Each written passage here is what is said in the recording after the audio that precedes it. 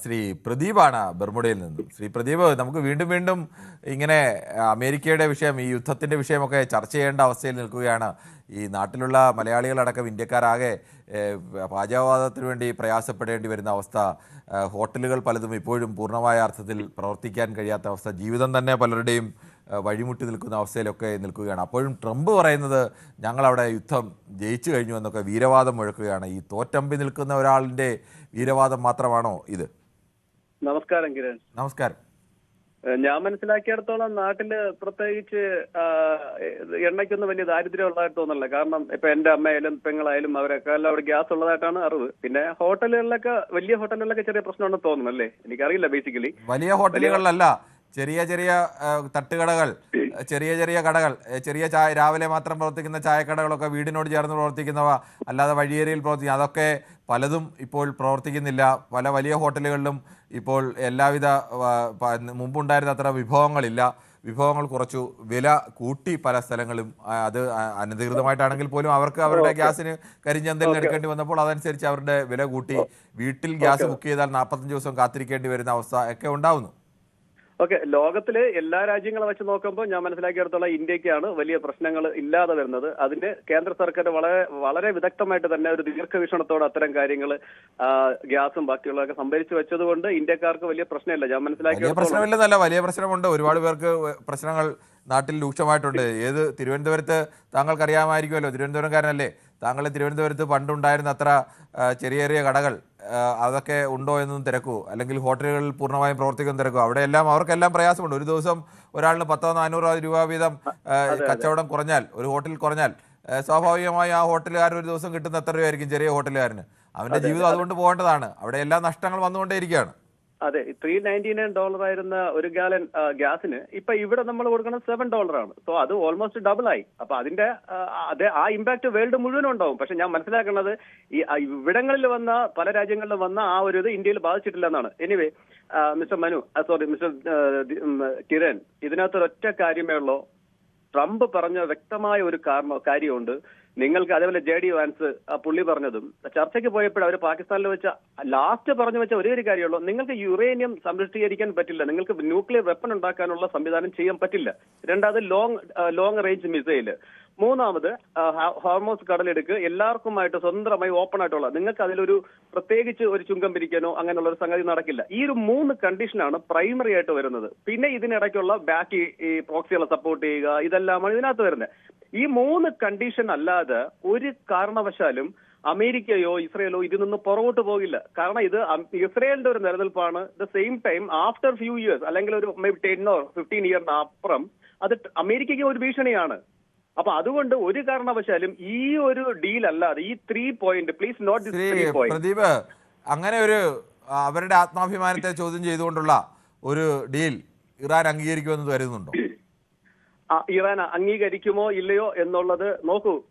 ഞാൻ മനസ്സിലാക്കിയെടുത്തോളം, ഞാൻ ഈ ചാനലുകളും കുറച്ച് വായിക്കുന്നത് വെച്ച്, ചെറിയ വായനയാണ്, വലിയ വായനയില്ല. നമ്മുടെ മണിമലക്ക് ചേട്ടനെ പോലെ വലിയ വായനയല്ല, ചെറിയ വായനയാണ്. ചെറിയ വായനയൊക്കെ വെച്ച് ഞാൻ മനസ്സിലാക്കിയെടുത്തോളം ഇറാൻ അവര് സ്ട്രഗിൾ ചെയ്യണം. അവർ പുറത്തുള്ളത് മാത്രമാണ് കാണിക്കണം. നമ്മളെ പോലുള്ള നാട്ടിലെ പോലത്തെ കുറെ മാധ്യമങ്ങൾ അവരതിനെ കുറെ എക്സാജറേറ്റ് ചെയ്തിട്ട് കാണിക്കുന്നുണ്ട്. അത് എന്തിന്റെ അടിസ്ഥാനത്തിലാണ്, എന്തിനു വേണ്ടിയാണ് എന്നറിയത്തില്ല. പക്ഷെ എന്നിരുന്നാലും ആ ന്യൂസ് ഓക്കെ, ഇറ്റ്സ് ഗുഡ്.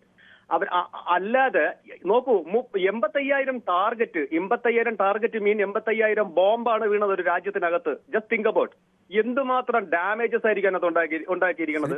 അത് തന്നെയാണ്, 85,000 ബോംബ് അമേരിക്കയും ഇസ്രായേലും ചേർന്ന് കൊണ്ടിട്ടിട്ടും ഇന്നും ആ രാജ്യം ഈ അമേരിക്കയുടെയും ഇസ്രായേലിന്റെയും ഹുങ്കിന് നേരെ, അല്ലെങ്കിൽ അവരുടെ തെമ്മാടിത്തത്തിന് നേരെ ചെറുത്തു നിൽക്കുന്നില്ലേ?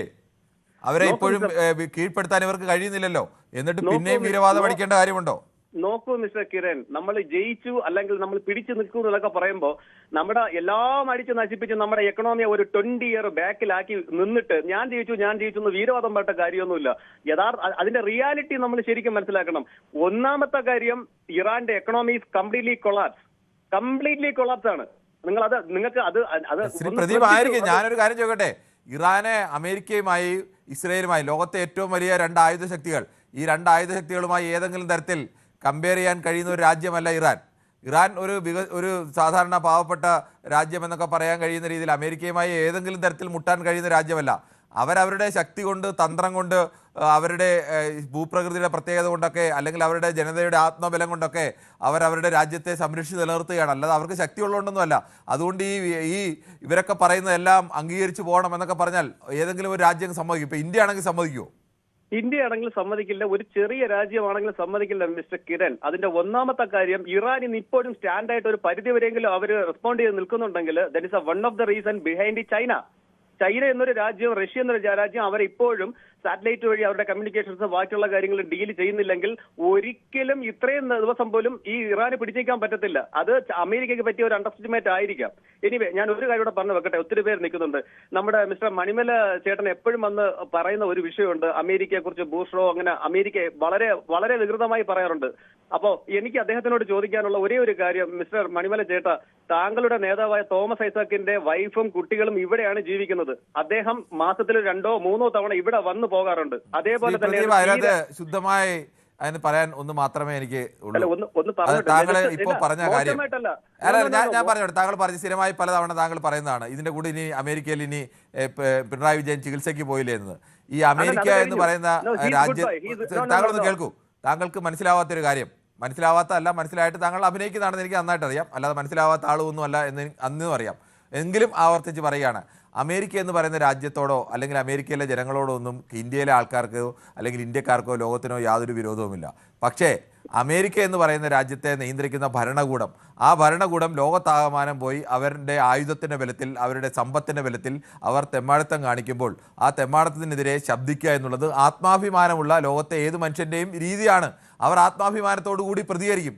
അത് കേൾക്കുമ്പോൾ അവരെ ന്യായീകരിക്കണം എന്നൊക്കെ പറഞ്ഞു കഴിഞ്ഞാൽ അത് അഭിമാനമുള്ളവർക്ക് പറ്റുന്ന പണിയല്ല. അത്രേ ഉള്ളൂ. അല്ല മിസ്റ്റർ കിരൺ, ഞാൻ പറയുന്നത് നമ്മൾ നിരന്തരം ഇപ്പൊ പാർട്ടിപരമായിട്ടും വ്യക്തിപരമായിട്ടും അമേരിക്കയെ ടാർഗറ്റ് ചെയ്ത് അവരെ മോശമായി പറയുമ്പോൾ നമ്മുടെ കുട്ടികളും നമ്മളും പിന്നെ അതേപോലെ അതിനെന്താണ് കുഴപ്പം? അമേരിക്കയിൽ പോയി ഇന്ത്യക്കാരൻ പഠിക്കുകയോ അമേരിക്കയിൽ പോയി ഇന്ത്യക്കാരൻ ജീവിക്കുകയോ ഒക്കെ ചെയ്യുന്നതിന്, പ്രദീപ് അവിടെ പോയി ജീവിക്കുന്നതിന് ഞങ്ങൾക്ക് എന്തെങ്കിലും കുഴപ്പമുണ്ടോ? പക്ഷെ അവിടുത്തെ ഭരണകൂടത്തിന്റെ കാര്യങ്ങളെ ന്യായീകരിക്കാൻ നിൽക്കുമ്പോൾ എതിർക്കും. അത് സ്വാഭാവികമാണ്. നോക്കൂ മിസ്റ്റർ കിരൺ, അമേരിക്ക പണ്ടേ ഇങ്ങനെ തന്നെയാണ്, എപ്പോഴും ഇങ്ങനെയാണ്, ഇനിയും ഇങ്ങനെ തന്നെ ആയിരിക്കും. അമേരിക്കയ്ക്ക് ഒരു മാറ്റമൊന്നും വരാൻ പോണില്ല. കാരണം അവർക്ക് എപ്പോഴും തോന്നലാണ്. ലോകത്തെ എല്ലാ വമ്പന്മാരും വീണിട്ടുണ്ട്. ഇതിനേക്കാളും വലിയ വമ്പന്മാരൊക്കെ ലോക ചരിത്രം ഒന്ന് പഠിച്ചാൽ അറിയാം. അവരൊക്കെ വീണിട്ടുണ്ട്. ഇത്തരം ഹുങ്ക് കാണിച്ചാൽ നാളെ ഈ അമേരിക്കയുടെ ഈ സാമ്രാജ്യത്വം സ്വാഭാവികമായും അവരും താഴെ വീഴും. മറ്റ് ആയുധ ശക്തികളൊക്കെ ഉണ്ടാവുകയും എല്ലാവരും അടി കൊണ്ട് നിൽക്കുന്നതിൻ്റെ പരിധിയുണ്ടല്ലോ. ആ പരിധി കഴിയുമ്പോൾ ലോകത്തെ പല രാജ്യങ്ങളും പ്രതികരിക്കും. ഇപ്പോൾ തന്നെ മനസ്സിലായല്ലോ, ഇറാനെ പോലെ ദുർബലമായ രാജ്യത്ത് പോയി അടിക്കാൻ നോക്കിയിട്ട് 46 ദിവസമാകുന്നു. ഈ 46 ദിവസമായിട്ട് ഇറാനെ കീഴ്പ്പെടുത്താൻ കഴിയാത്ത അമേരിക്കയാണോ ഈ ഇപ്പോഴും ഞങ്ങളെ ലോകത്തെല്ലാം ജയിച്ചു നിൽക്കും എന്നൊക്കെ പറയുന്നത്? എന്തിൻ്റെ പേരിലാണ് പറയുന്നത്? ഒരു ചെറിയ ഒരാളിനോട് ഇടിക്കാൻ പോയത്, അവിടെ പോയി തോറ്റമ്പി നിൽക്കുകയാണ്, നാണം കെട്ട് നാറി നിൽക്കുകയാണ്. അതൊക്കെ താങ്കളെ പോലുള്ളവരെ പറയണം, നാണം കിട്ടും. പിന്നെ അവിടെ ജയിച്ച് പുതിയ ഭരണകൂടത്തെ വെക്കുമെന്നല്ലേ പറഞ്ഞത്? ഞങ്ങൾ പുതിയ ഭരണക്രമം അവിടെ കൊണ്ടുവരും, അവിടുത്തെ പുരോഹിത ഭരണകൂടത്തെ അവസാനിപ്പിക്കുമെന്ന് പറഞ്ഞു. എന്നിട്ട് എത്ര നാളായി? അവസാനിപ്പിച്ചോ? നോക്കൂ മിസ്റ്റർ കിരൺ, ഒത്തിരി ദീർഘിപ്പിക്കുന്നില്ല. നോക്കൂ, ഞാൻ താങ്കളോട് ഈ പൊതുവേദിയിൽ വെച്ച് വളരെ വ്യക്തമായിട്ട് പറയുന്നു, ഇറാന് ഒരിക്കലും ന്യൂക്ലിയർ വെപ്പൺ ഉണ്ടാക്കാനുള്ള ഒരു സാഹചര്യം അമേരിക്ക ഉണ്ടാക്കില്ല. രണ്ടാമത്, ഹോർമസ് കടലെടുക്ക് അവര് എല്ലാവർക്കും വേണ്ടി തുറക്കും. മൂന്നാമത്, ലോങ് റേഞ്ച് മിസൈൽ. ഈ 3 കാര്യം താങ്കൾ എഴുതി വെച്ചോളൂ. ഈ 3 കാര്യം അംഗീകരിക്കാതെ ഇറാൻ എന്നൊരു രാജ്യത്തുമായിട്ട് യാതൊരു കോംപ്രമൈസും ഉണ്ടാവില്ല. ദാറ്റ് ഈസ് 100% ഉറപ്പാണ്. അത് ഈ അമേരിക്കൻ ജനതയുടെയും കൂടെ ആവശ്യമാണ്. കാരണം അമേരിക്കൻ ജനതയ്ക്ക് എന്താ ആവശ്യം? അമേരിക്കൻ ജനതയ്ക്ക് മേൽ വല്ല പ്രശ്നങ്ങൾ ഉണ്ടാക്കിയിട്ടുണ്ട് ഇറാൻ എന്ന് പറയുന്ന രാജ്യം? അമേരിക്കൻ ജനതയ്ക്ക് എന്താണ് ഇറാനിലെ കുഴപ്പം? നിങ്ങൾ ഈ ആണവായുധത്തിന്റെ കാര്യമൊക്കെ പറയുന്നു. ഉത്തര കൊറിയക്കെതിരെ അമേരിക്കൻ പ്രസിഡന്റിനെതിരെ എന്തെല്ലാം പറഞ്ഞിട്ടുണ്ട് ഉത്തര കൊറിയന്റെ ഭരണാധികാരി? ഒരു അക്ഷരം മിണ്ടാൻ കഴിഞ്ഞിട്ടുണ്ടോ? അവിടെ ഭയം നിൽക്കൽ. ഉത്തര കൊറിയക്കെതിരെ ഒരു മിസൈൽ അയക്കാനുള്ള ധൈര്യം അമേരിക്കയ്ക്കുണ്ടോ? എന്താ കാരണം? ഉത്തര കൊറിയയുടെ ആണവായുധമുണ്ട്. അവിടെ കയറി കളിച്ചാൽ അവന്മാർ അണ്ണാക്കിൽ അടിക്കുമെന്നറിയാം. അവരെ പേടിയുണ്ട്, ഇവരെ പേടിയില്ല. ഇവരുടെ കയ്യിൽ ആണവായുധമില്ല. അതുകൊണ്ട് അവരുടെ വീമ്പ് കാണിക്കുന്നത്. ഇത് കവല ചട്ടമ്പികളൊക്കെ ചെയ്യുന്നത് എങ്ങനെയാണ്? വലിയ ചട്ടമ്പികൾ അപ്പുറത്തുണ്ടെങ്കിൽ അവരെ കാണുമ്പോൾ തൊഴുതു പോകും. അങ്ങനെ അമേരിക്ക ഉത്തര കൊറിയ കണ്ടാൽ ഇപ്പോഴും തൊഴുതു വഴങ്ങി നിൽക്കും. പാവപ്പെട്ടവൻ ആരെങ്കിലും വന്നു കഴിഞ്ഞാൽ അവനെ കത്തി കാണിച്ച് ഭീഷണിപ്പെടുത്തി കയ്യിരിക്കുന്ന പണം അവൻ്റെ പോക്കറ്റിലാക്കും. വെനസ്വേലയുടെ എണ്ണ കൊള്ളയടിക്കുന്ന പോലെ ഇറാനെ കൊള്ളയടിക്കാൻ വേണ്ടി അവിടെ വന്നു. അതിനപ്പുറത്തേക്ക് എന്ത് അമേരിക്കൻ ജനതയ്ക്ക് എന്ത് കാര്യം? നോക്കൂ മിസ്റ്റർ, ലെഫ്റ്റ് ഐഡിയോളജിയിൽ വന്ന് ന്യൂയോർക്കിന്റെ മേയർ പോലും ഇതുവരെ വാ തുറന്നൊരു കാര്യം പറഞ്ഞിട്ടില്ല. അറിയാലോ എന്തുകൊണ്ടാണ്? സോ അമേരിക്കൻ ഓൾ പീപ്പിൾ അവരെല്ലാം ഒറ്റ സ്റ്റെപ്പിലാണ് നിൽക്കുന്നത്. അവരുടെ മെന്റാലിറ്റിയാണത്. പിന്നെ അതേപോലെ ഒരു കാര്യം കൂടെ, ഈ നാട്ടിലെ മാധ്യമങ്ങളും പലരുടെയും കാര്യവും പറയണ്ട. താങ്കൾ തന്നെ നെതന്യാഹുവിന് 5 തവണ കൊന്നില്ലേ ബോംബിട്ട്? താങ്കൾ ലൈവ് കൊടുത്തതാ, ഞാൻ കണ്ടതാ ആ സാധനം. ഞാൻ ബോംബിട്ട് കൊന്നതായി ലൈവ് കൊടുത്തിട്ടില്ല. താങ്കൾ കൊടുത്തു. ഞാനെങ്ങും നെതന്യാഹുവിനെ കൊന്നായി ലൈവ് കൊടുത്തിട്ടില്ല.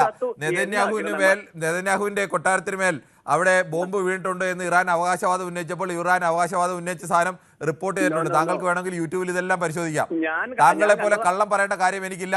യൂട്യൂബിൽ ഇതെല്ലാം കൃത്യമായി കിടപ്പുണ്ട്. ഞാൻ റിപ്പോർട്ട് ചെയ്തിട്ടുള്ള കാര്യങ്ങളെല്ലാം കൃത്യമായി കിടപ്പുണ്ട്. താങ്കൾക്ക് അത് തെളിയിക്കാമെങ്കിൽ തെളിയിച്ചു. മറ്റുള്ളവർ തെറി വിളിക്കുന്നല്ല, വന്നൊരു കള്ളം പറഞ്ഞിട്ട് അങ്ങ് പോകാമെന്ന് വിചാരിക്കരുത്. പ്രതി വെച്ച് സമയം എടുത്താലും കുഴപ്പമില്ല. യൂട്യൂബിൽ ഞാൻ കാണുന്നുണ്ട്. അല്ല, താങ്കൾ ആ ലിങ്ക് എടുത്ത് അയച്ചു തരൂ. അമേരിക്കൻ നെതന്യാഹുവിനെ കൊന്നു എന്ന് ഞാൻ പറയുന്ന വിവരങ്ങൾ എവിടെങ്കിലും ഉണ്ടെങ്കിൽ അത് താങ്കൾ എടുത്തു. വെല്ലുവിളിയെ തന്നെ ഏറ്റെടുത്തു. മനുവും കൂടെ അദ്ദേഹത്തിന്റെ വീട്ടിൽ ബോംബ് വീണു, അദ്ദേഹത്തിനെ കുറിച്ച് അറിഞ്ഞുകൂടാ, ഒരു വിരല് പോയി, എന്തെല്ലാം പടച്ചു വിട്ടു നോക്കൂ. Anyway thank you so much. Pradeep, anyway ഒന്നുമില്ല. ഇറാൻ ഒരു അവകാശവാദം ഒരിക്കൽ ഉന്നയിച്ചു. അത് എല്ലാ മാധ്യമങ്ങളും, ലോക മാധ്യമങ്ങൾ, അൽ ജസീറ അടക്കമുള്ള മാധ്യമങ്ങൾ, CNN അടക്കമുള്ള മാധ്യമങ്ങൾ, ലോകത്തെ ഏറ്റവും പ്രധാന BBC അടക്കമുള്ള മാധ്യമങ്ങൾ ഇറാന്റെ അവകാശവാദം റിപ്പോർട്ട് ചെയ്തിട്ടുണ്ട്. ആ റിപ്പോർട്ടിംഗ് കേരളത്തിലെ മാധ്യമങ്ങളും എല്ലാവരും ചെയ്തിട്ടുണ്ട്. അതുകൊണ്ട് ഇത് തെറ്റാണ് എന്ന് വരുമോ? ഞങ്ങൾ പറഞ്ഞോ കൊന്നു എന്ന് പറഞ്ഞോ? താങ്കൾ ഈ വാർത്ത കണ്ട് വളച്ചൊടിച്ച് അങ്ങേ അറ്റത്ത് പോയി കള്ളം പറയുന്ന ആ ശീലം ഇനിയെങ്കിലും നിർത്തുക. അതാണ് നല്ലത്. ഈ ഒരു വിഷയം താങ്കളോട് കെട്ടിത്തൂങ്ങി നിൽക്കാൻ എനിക്ക് താല്പര്യമില്ല. മണിമല ചേട്ടന് എന്റെ ശരി, മണിമല ചേട്ടനെ പറയുന്നെങ്കിൽ അദ്ദേഹം കാര്യങ്ങൾ വിവരമായി പഠിച്ച് അതിന്റെ ഗൗരവത്തോടു കൂടി ഇപ്പൊ സംസാരിക്കുന്ന ആളാണ്. അദ്ദേഹം എന്തും വായിൽ തോന്നുന്നു എന്ത് കള്ളവും വിളിച്ചു പറയാൻ താങ്കളുമായിട്ട് എങ്ങനെ താരതമ്യപ്പെടുത്തും? ശ്രീ സജിയാണ് എറണാകുളത്ത് നിന്നും. അതിനു മുമ്പ് പ്രദീപ് സ്ഥിരമായി അദ്ദേഹത്തിൻ്റെ ചില പ്രസ്താവനകളാണ്. അദ്ദേഹം പെട്ടെന്ന് ഇങ്ങനെ പറഞ്ഞുകൊണ്ടിരിക്കുന്നതിനിടയിൽ ഒരു കള്ളമെന്ന് പറയും. നെതന്യാഹുവിനെ കൊന്നത് ഞാൻ 5 തവണ റിപ്പോർട്ട് ചെയ്ത് ഉണ്ടെന്ന് പറഞ്ഞു. അത് ഞങ്ങൾ ന്യൂസ് 18 റിപ്പോർട്ട് ചെയ്തിട്ടുണ്ടെങ്കിൽ അതെല്ലാം യൂട്യൂബിൽ തന്നെ കൃത്യമായിട്ടുണ്ട്. ആ വാർത്തകളെല്ലാം ഏത് ആളിനും പരിശോധിക്കാം. അല്ലാതെ ഒരിക്കൽ റിപ്പോർട്ട് ചെയ്ത സാധനം അവിടെ നിന്ന് ആ സമയം കൊണ്ട്. കൂടുതൽ വാർത്തകൾക്ക് news 18 Keralam YouTube channel subscribe ചെയ്യുക.